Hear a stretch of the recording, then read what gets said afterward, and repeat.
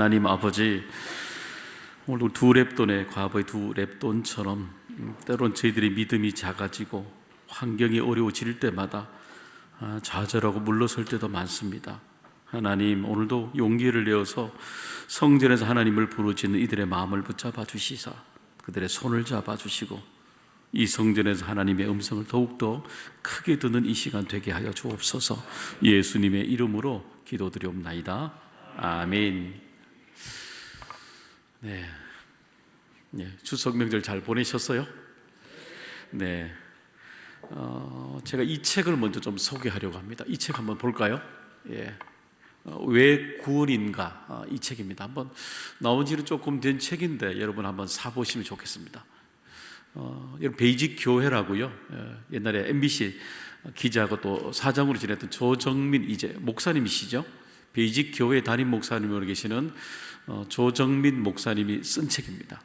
글을 쓰던 분이라 그런지 책의 내용이 한번 읽어볼 만한 그런 책들입니다. 제가 이 책을 보면서 제 눈에 들어온 한 구절이 있었습니다. 이 구절의 질문입니다. 한번 볼까요? 한번 읽어볼까요? 교회를 오래 다녔는데도 불구하고 삶이 변하지 않는 까닭은 무엇인가? 어떻습니까? 여러분 자신에게 한번 질문해 보죠. 내가 교회를 오래 다녔는데도 불구하고 내 삶이 왜 이렇게 잘 변화가 없지? 라고 질문될 때가 있지 않습니까? 물론 우리에게 가장 익숙한 것이 반복이기 때문에 소홀할 때도 있겠죠. 성장이 더딜 수도 있겠죠. 아마 그래서 그런지 많은 사람들이, 믿지 않는 사람들이 교회 다니는 사람들에게 아주 혹독하게 얘기합니다. 그 뭐냐면은 교회를 다니나 다니지 않느나 별 차이가 없다는 겁니다. 우리들에게는 굉장히 혹독한 주문이기도 합니다. 그래서 많은 사람들이, 믿지 않는 사람들이 성전의 문을 열고 들어오지 않는 이유 중에 하나라고 우리에게 이야기하기도 합니다. 참 아픈 이야기죠. 이 저자는 이 책에서 이렇게 우리에게 그 다음 교회를 오래 다녔는데도 불구하고 삶이 변하지 않는 까닭은 무엇인가?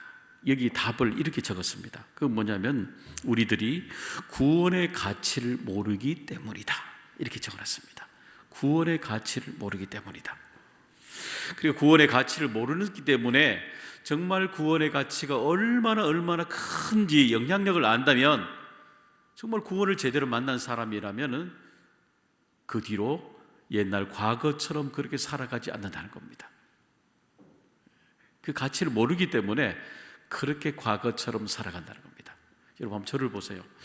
제가 요즘에 50이 넘어서요 크게 안 게 하나 있습니다. 그 깨달음이 뭐냐면 파마가 참 중요하구나 라는 걸 알았습니다. 이 파마를 알게 되니까요 이게 수치 얼마나 좀 많아 보입니까? 얼마나 좋습니까? 그렇죠? 이거 일찍 알았다면 20대부터 제가 파마를 할 걸 그랬어요. 정말로. 그렇죠? 모르니까 그렇게 사는 겁니다. 여러분 만약에 저한테 다이아몬드 원석 큰 것이 있다 한번 생각해 보십시오. 그럼 여러분 앞에 있는 다이아몬드 큰 것이 있다고 생각해 보십시오. 그럼 여러분 그게 다이아몬드 원석이라는 걸 여러분 아십니까? 여기에 우리 조경호 장로님에는 알 사람이 아무도 없습니다. 아무도 모릅니다. 그냥 모르기 때문에 그냥 가치 없는 거예요. 구원도 그래요. 정말 구원이 우리에게 가장 처음부터 맞이하는 은혜지만 구원의 은혜가 얼마나 깊을까, 가치가 있을까. 이 책에서는 구원의 얘기들을 12가지 주제를 통해서 우리에게 구원은 어떤 것인가, 정말 구원의 은혜라는 것이 우리에게 어떤 영향력을 미치고 있는가를 우리에게 설명해 주고 있습니다. 저는 그래서 다시 돌아가서 이 2달 동안 대림절 앞에까지 좀 돌아가서 정말 우리 교회 가장 중요한 밑바닥으로 출발한 구원의 은혜가 우리에게 무엇인가 함께 여러분과 이 2달 동안 함께 고민하면서 또 나누면서 구원의 은혜를, 이 가치들을 함께 나누려고 합니다. 그 출발은 바로 우리의 삶에 바로 죄 사함의 은혜로부터 출발이 되어야 되는 것입니다. 여러분 우리가 죄 사함 받았습니까? 라고 질문 많이 하잖아, 그죠? 그러면 이 죄 사함이란 단어는 이런 구분해 보시게 되면은 두 단어로 구분해 보셔야 됩니다. 죄란 무엇인가? 두 번째, 사함이란 단어는 용서받았는가라는 질문입니다. 우리가 덜 붙여서 쉽게 제사함이라는 단어를 쓰잖아요. 분리하게 되면은 죄와 용서라는 단어가 함께 우리에게 다가와야 이 구원의 은혜가 우리에게 나타나게 되는 겁니다. 여러분, 이 시대에 여러분 사람들에게 당신 죄인입니까? 물으면 여러분 어떻게 대답할까요? 예전에 여러분 많은 분들이, 전도 혹시 되신 분이 있죠? 그런 분들이 여러분에게 죄인입니다 라고 그분들이 물어보면 죄인입니까? 여러분 죄인입니다 라고 말할 때 여러분 그 얘기 어떻게 들으셨어요? 불편하죠? 좀 거부감 마음이 우리 속에 있잖아요. 왜냐하면 우리 마음속에는 어떤 마음이 있냐면은 내가 정말 나름 잘 살아왔다라고 생각하잖아요. 정말 죄를 지며 살아왔을까? 그렇게 생각하지 않죠. 내 삶에 수많은 실수나 잘못을 범했지만 그것이 죄라고 말할 만큼 내 인생이 그렇게 살아오지를 않았다 생각합니다. 그뿐입니까? 죄 지었던 사람들은 다 어디가 있습니까? 교도소에가 있잖아요.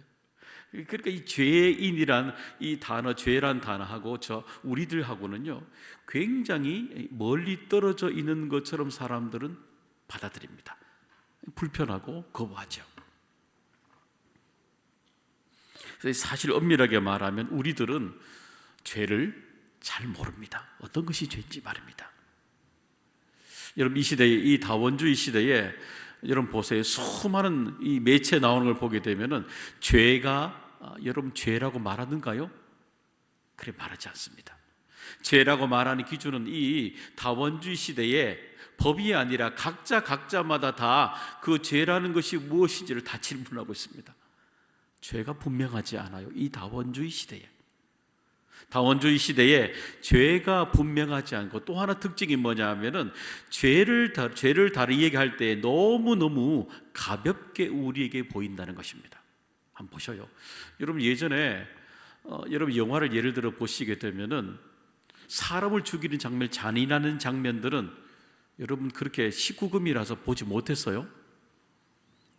그리고 19금 어른들이 봐도 그렇게 잔인한 영화들은 그렇게 영화에 나오지 않았어요. 근데 요즘 영화 보세요. 사람을 죽이는데 얼마나 잔인하게 죽이는지 모릅니다. 그대로 노출합니다.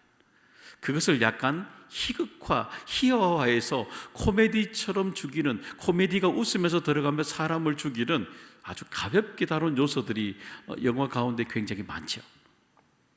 옛날에는 큰 불륜을 다루게 되면 여러분 불편했잖아요. 요즘 여러분 드라마에 불륜에 이상하게 섞이지 않으면 재미가 없다 그러잖아요. 요즘 제가 너무너무 우리 사회에 너무너무 가볍게 우리에게 인식이 되고 보여지고 있다는 겁니다.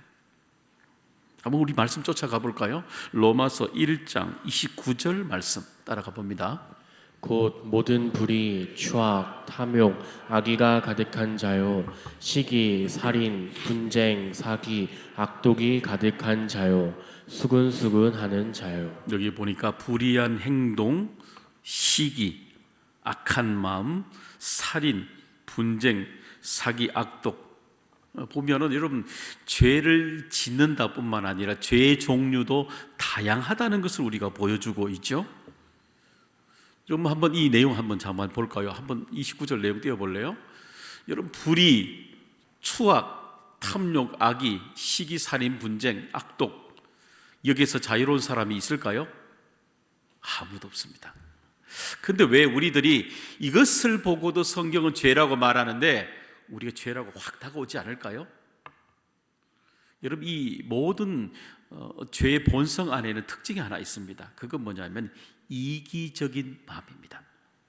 여러분 그러니까요 자기 중심적으로 늘 해석하고 바라보기 때문에 우리에게 보여지는 수많은 것들이 죄인데도 불구하고 여러분 죄처럼 느껴지지 않은 겁니다. 여러분 사기꾼에도 물어보세요. 사기가 죄라 그러나?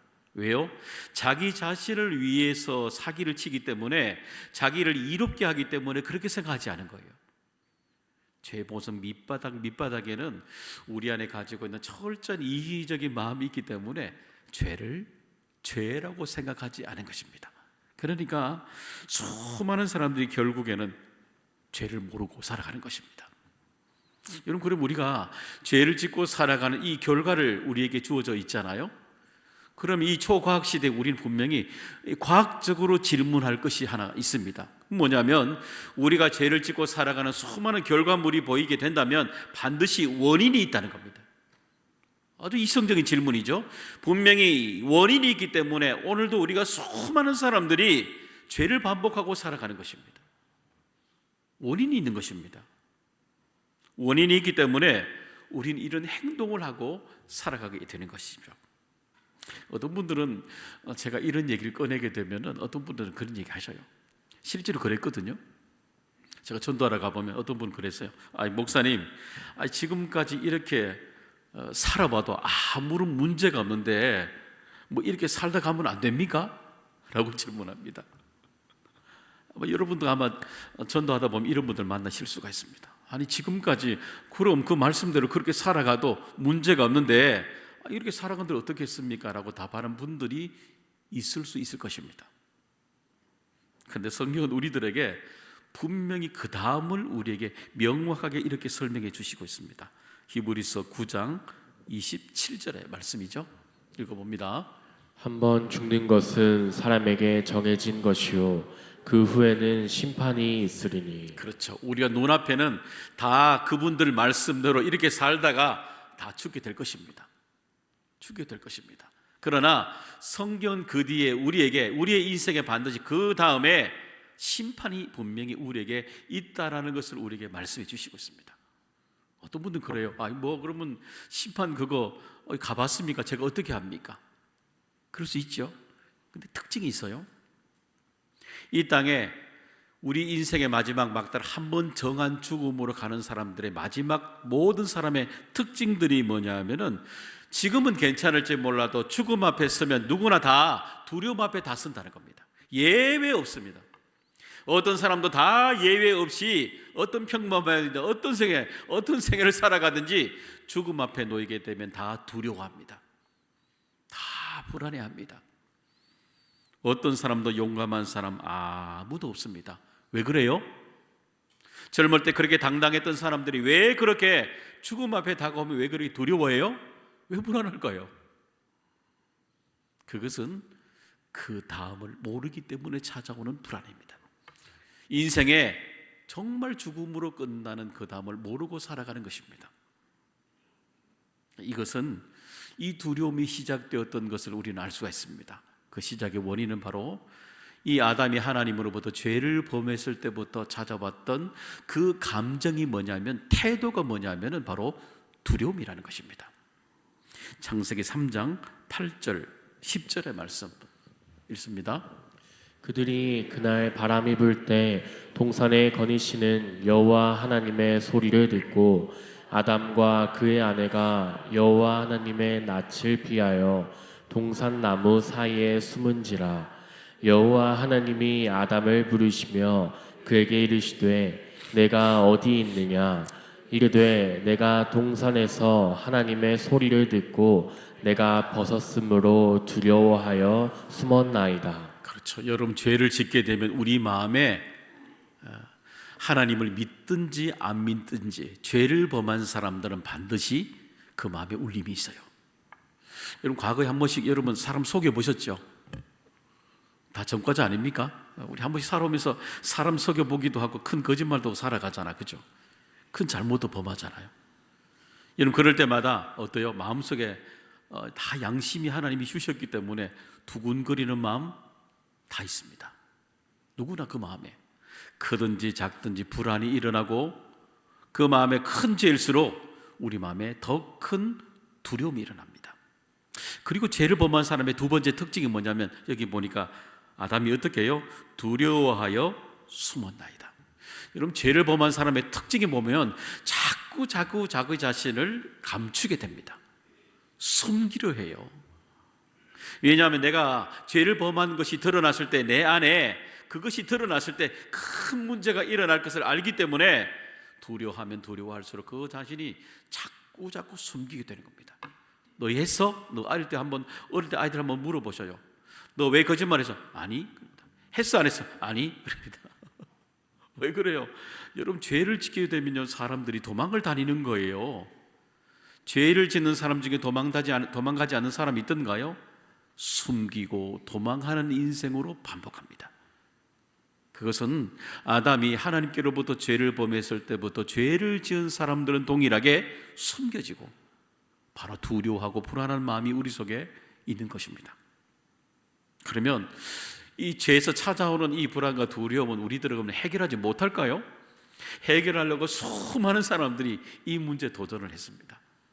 여러분, 우리가 알고 있는 성철 스님을 아실 겁니다. 불교계의 큰 기둥이죠. 어쩌면 그분이 저보다도 죄를 덜 범하고 살아갔는지도 모릅니다. 당연히 지금도 살아있는 성불이라고 불리는 사람 아닙니까? 그가 이 성철 스님이 보니까 이 10대에 아주 그 어릴 때에 10살 때에 불교의 가장 그 어렵다는 경서들을 다 탐독합니다. 독파합니다. 엄청나죠? 고도 많고 한자도 많을 텐데 독파합니다. 아주 천재죠. 10대에 동서양에 가지고 있는 알기 위해 철학과 논리학을 공부를 해서 그것을 꿰뚫어 갑니다. 그리고 선종이죠. 중국 선종은 우리나라에 말하면은 대승불교입니다. 거기에 승찬이라는 조사가 있는데 신명이라고 책이 있습니다. 그리고 당나라 때 승려 유명한 현각이라는 사람이 중도가라는 책을 썼습니다. 이 두 권을 그 책을 통건 번역하면서 해설을 단 사람이 누구냐면은 이 10대에 바로 이 성철스님입니다. 그러니까 그가 여러분 가부좌 앉아서 오래 앉아있는 그걸로 유명하시지만 그게 아니라 깨달은 깊이나 이것이 우리 한국 불교계의 천재 중에 천재입니다. 이런 사람이 없는 거예요. 그뿐만 아니라 우리가 알고 있죠. 정좌불화죠. 예. 오래 앉아서 눕지도 않고 앉아있더라도 등을 뒤에 기대가지고 꼿이 서서 이렇게 수련하는 참선을 그렇게 오래 했던 사람이 누구냐면 성철스님입니다. 근데 문제는 그의 마지막 인생에 던졌던, 죽음 앞에 던졌던 화두가 가장 큰 충격이었습니다. 그 문자 그대로 올려볼까요? 제가 한자는 달아놨는데 이렇게 한번 읽으면 이렇게 됩니다. 한번 읽어볼까요? 일평생 남녀무리를 속여 미치게 했으니 그 죄업이 하늘에 미쳐 수미산보다 더 크구나. 마지막 자기의 인생이 어디로 가냐 그러면요, 수미산보다고 말합니다. 지옥, 우리 말하면은 지옥입니다. 지옥으로 던져지는 것보다 더 크고 업보가 마지막 순간에 보니까 더 크다는 겁니다. 이 말은 뭐냐면은 그렇게 번역하고 그렇게 참선하면 평생을 노력했는데 죄의 문제는 하나도 해결하지 못했구나, 이 말입니다. 내 삶이 하나도 해결하지 못하고 지옥불로 가는구나 라고 말하는 겁니다. 충격이죠. 그러면요, 이 성철 스님만 그랬을까요? 아니요. 여러분, 세계적인 우리가 지성인 니체를 한번 볼까요? 니체가 쓴 책이 이 책이 있습니다. 한번 이 책 보니까 조금 어렵더라고요. 읽어보니까요. 차라투스트라는 이렇게 말했다라는 책입니다. 이 책은 차라투스트라는 자기의 일종의 니체 분신입니다. 그를 통해서 풀어가는 이 책이 됩니다. 철학적 얘기가 있어서 읽어보시기엔 좀 어려운 부분이 많이 있어요. 근데 여기 보시게 되면 이 책의 뒷부분에 보시면 일부에 여기 보시게 되면은 자유로운 죽음에 대하여라는 글이 챕터가 하나 있습니다. 일부의 뒷부분에. 근데 거기 보게 되면 우리 인간이 살아가고 있는 자유로운 죽음은 어떤 것인가라고 얘기하면서 그런 얘기를 해요. 우리가 이 땅에 자유로운 죽음을 택하려고 그러면은 잘 살아가야 결국 잘 죽게 된다라고 니체는 이해하게 됩니다. 그래서 우리에게 주어진 운명을 사랑하라고 말합니다. 여러분 들어보셨죠? 아모르 파티라고 합니다. 아모르 파티, 운명을 사랑하라, 이 뜻입니다. 그래서 여러분 아마 종종 여러 프로그램 중에 얘기를 많이 할 겁니다. 그래서 우리 인생의 삶과 이 죽음을 우리 인생에 찾아오는 것을 축제로 받아들이라고 그렇게 가르쳐 왔습니다. 그런데 문제는 니체가 사고했던 것이 아주 훌륭한 것이 많죠. 그런데 그의 인생의 마지막 10년을 보면 정반대의 인생을 살아가게 됩니다. 니체 인생의 마지막 10년은 철저하게 그의 인생에 고독하게 살아갑니다. 우울증에 휘말리게 되고, 그리고 광기를 부리기 시작하게 되고, 그리고 가져왔던 수많은 이 두려움 속에 그의 마지막 인생의 종말의 죽음을 맞이하게 됩니다. 그리고 부르짖었던 자유로운 죽음은 결국 인생의 마지막에 그가 직면했던 그 죽음 앞에서 홀로 두려움으로 인생을 끝쳐나게 되는 것입니다. 여러분, 성철 스님들 니체만 그럴까요? 아니요. 우리 모두도 죄의 문제를 해결할 수 있는 사람은 아무도 없습니다. 아무도. 우리가 죄를 짓고 있는 우리 인간들이 여전히 죄를 짓고 있는 인간들이 죄의 문제를 어떻게 우리의 힘으로 여러분 해결할 수가 있습니까? 해결할 수가 없는 거죠. 그럼 이 문제를 어떻게 해야 될까요? 여러분, 그럼 죄를 방법을 우리는 한번 볼까요? 여러분, 하다못해 여러분 주차 위반을 하게 되면은 여러분 우리가 딱질 떼게 되면 값을 치러야만이 면제가 되잖아요. 그러면 죄를 지었으면 값을 치러야 됩니까? 치러야 되지 않아야 됩니까? 치러야 되는 거죠. 그러면 값을 치른 주체는 누가 되어야 되나요? 내가 되어야 되는 겁니다. 내가 죄를 지었기 때문에 내가 값을 치러야 됩니다. 근데 아이러니한 것은 내가 내 죄를 지은 것을 값을 치르고 나면은 그 뒤에 죄를 짓지 않아야 되는데 죄를 짓지 않던가요? 평생도록 죄를 짓고 살아갑니다. 그러니까 내가 지은 죄를 아무리 값을 치른다고 아무리 말해도 여러분 갚을 수 없는 겁니다. 그렇기 때문에 오늘도 우리의 죄는 바로 우리 하나님께서 우리처럼 죄가 없으신 우리 하나님만이 이 문제를 해결하실 수 있는 것입니다. 에베소서 1장 7절의 말씀 읽어봅니다. 우리는 그리스도 안에서 그의 은혜의 풍성함을 따라 그의 피로 말미암아 속량 곧 죄 사함을 받았느니라. 그렇죠. 예수 그리스도의 십자가의 보혈을 통해서 죄 사함, 우리들이 가지고 있는 수많은 죄의 용서를 하나님께서 대신 값을 치르시고 우리 그 값을 그대로 은혜로 받게 된 것입니다. 여러분, 어떤 분들은 그런 얘기해요. 목사님, 왜 십자가의 피로만 되는 것입니까? 라고 얘기합니다. 그건요, 하나님이 정하신 방법이에요. 여러분, 범칙금 내는 것 내 마음대로 낼 수 있어요? 아니요. 정한 방법대로 내는 거예요. 이사 마음대로 해요? 아니요. 방법대로 하는 거예요. 내 문제 내가 해결할 수 없다면 해결해 주시는 방법에 그분의 방법대로 이 문제가 해결되는 거예요.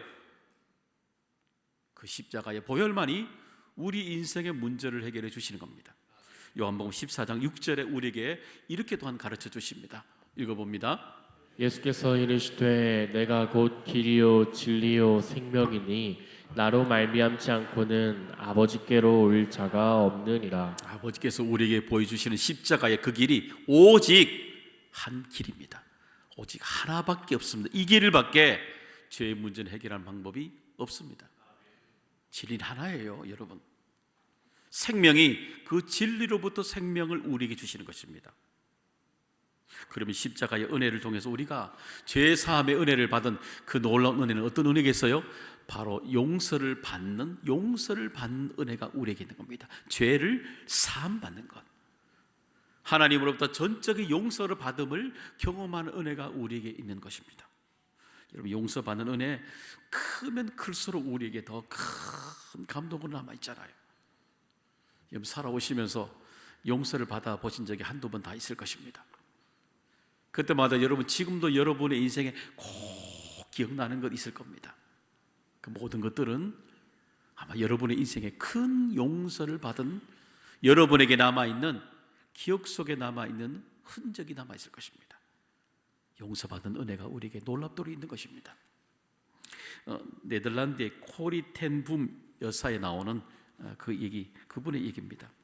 이분이 세계 2차 대전 때에 네덜란드인이죠. 그때 유태인들이 그곳에서 도망할 때에 유태인들을 집에 숨겨주게 됩니다.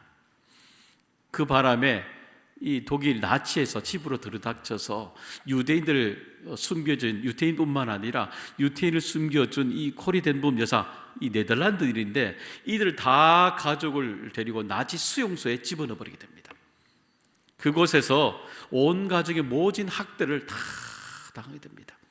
이 코리 여사도요, 정말 수치스러운 학대도 다 고문을 당하게 되죠. 다 발가벗겨져서 사람 교도관 앞에 처절하게 학대 고문을 당하게 됩니다.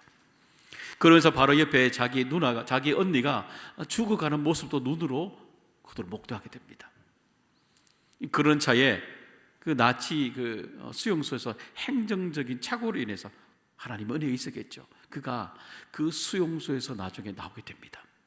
그리고 그가 마음속에 결심하죠. 하나님, 제가 다시는 저곳에 나치 수용소가 있는 독일 땅을 밟지 않도록 하나님 도와주세요 라고 그렇게 기도합니다. 근데 얼마 뒤에 그가 이 복음을 전하는 나눔 부흥사가 되었을 때에 독일의 한 장소에서 부흥회를 초청받게 됩니다. 그리고 결국에는 하나님의 부르심을 순종하면서 그 독일의 땅을 밟게 됩니다. 그리고 거기서 집회를 쭉 마치고 난 뒤에 그가 증언할 것이 많이 있잖아요. 복음의 증언을 다 하고 난 뒤에 이제 문을서 입구에 나와서 이렇게 나가신 분들에게 인사를 한데, 어떤 나이 한참 드신 할아버지께서 이렇게 자기 앞에 와서 이 코리 여사의 앞에 와서 이렇게 손을 내는 겁니다. 손을 내밀면서 이렇게 얘기하는 겁니다. 저를 용서해 주시겠습니까? 라고 얘기합니다. 그는 바로 나치 수용소에서 이 코리 여사를 벗겨놓고 수치와 함께 수많은 고난을 줬던 바로 그 교도관, 그 바로 장본인이었던 겁니다. 그가 손을 내밀면서 저를 용서해 주시겠습니까? 라고 얘기하는 겁니다. 그 순간에 여러분 어떻게 용서할 수 있겠어요? 용서가 되겠어요? 뭐 할 수 없죠. 그 순간에 그가 눈을 감고 잠시 하나님께 질문합니다. 하나님 내가 어떻게 해야 될까요? 하나님, 내가 이 순간에 용서하지 못하는, 할 수 없는 이들을 제가 어떻게 해야 될까요? 그때 하나님이 코리 여사의 마음속에 그런 마음을 주십니다. 나를 위해서 그를 용서해 주지 않겠니라는 마음을 주십니다.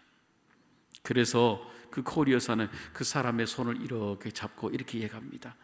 주님 안에서 형제분을 사랑합니다 라고 말합니다. 그의 삶이 지고 갔던 수많은 그에게 용서를 말합니다. 사랑하는 여러분, 용서는 크든지 작든지 용서는 어려워요.